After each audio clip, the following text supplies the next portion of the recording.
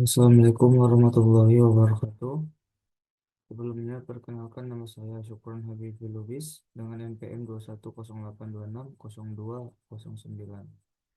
Baiklah, di sini saya akan menjelaskan tentang mind map saya pada blok embriologi dan genetik yang berjudul gastrulasi dan diferensiasi sel.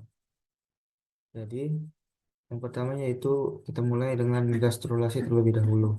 Gastrulasi merupakan tahap perkembangan embrio yang terjadi pada minggu ketiga setelah fertilisasi, di mana blastokista mengalami reorganisasi seluler untuk membentuk tiga lapisan geminal yang utama.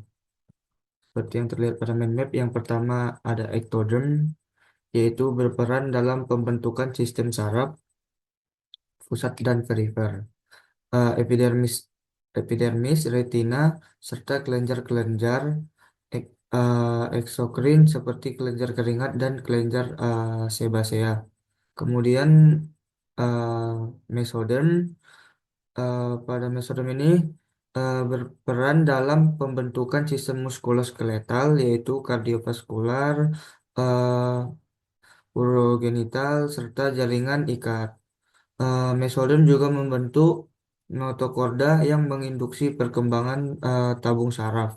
Kemudian pada fase endoderm, yaitu fase yang membentuk epitel saluran pencernaan, hati, pankreas, serta sistem pernapasan, yaitu trakea, bronkus, dan alveoli pada paru.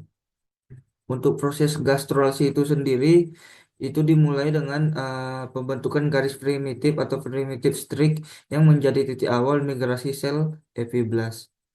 Kemudian sel-sel epiblast mengalami invaginasi ke dalam dan berdiferensiasi menjadi mesoderm, intrebionik, dan endoderm. Kemudian endoderm tetap berada di bagian luar dan membentuk lapisan superficial embrio. Kemudian d- yang kedua yaitu ada diferensiasi sel. Nah, diferensiasi sel ini merupakan proses fisiologis di mana sel-sel embrionik mengalami spesialisasi untuk membentuk berbagai jenis sel dengan fungsi tertentu. Berikut kemudian saya akan menjelaskan tentang mekanisme diferensiasi selnya. Yang pertama yaitu ada regulasi genetik, yaitu di mana ekspresi gen tertentu dikendalikan oleh faktor transkripsi epigenetik, yaitu metilasi DNA atau dan modifikasi histon dan mikro RNA untuk menentukan nasib si selnya tadi. Kemudian yang kedua ada sinyal induksi, yaitu interaksi antar sel dan faktor pertumbuhan seperti bone morphogenetic protein ataupun yang disingkat BMP ataupun sonic Hedgehog atau SSH, SHH dan WNT signaling yang mengarahkan diferensiasi ke jenis sel tertentu. Kemudian yang ketiga yaitu eh, niche microenvironment, yaitu di sini faktor lingkungan seperti matriks ekstraseluler dan sinyal dari sel tetangga eh, yang dapat mereka itu yang dapat mempengaruhi jalur diferensiasi sel.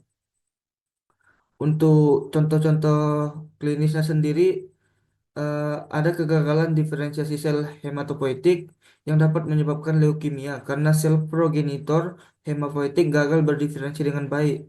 Kemudian ada terapi sel punca ataupun stem cell terapi.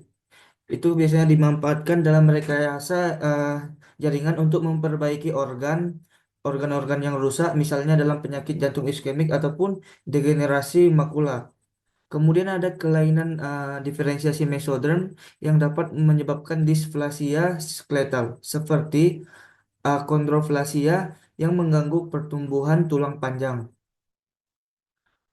Baiklah, sekian dari presentasi saya. Kurang lebihnya saya mohon maaf. Assalamualaikum warahmatullahi wabarakatuh.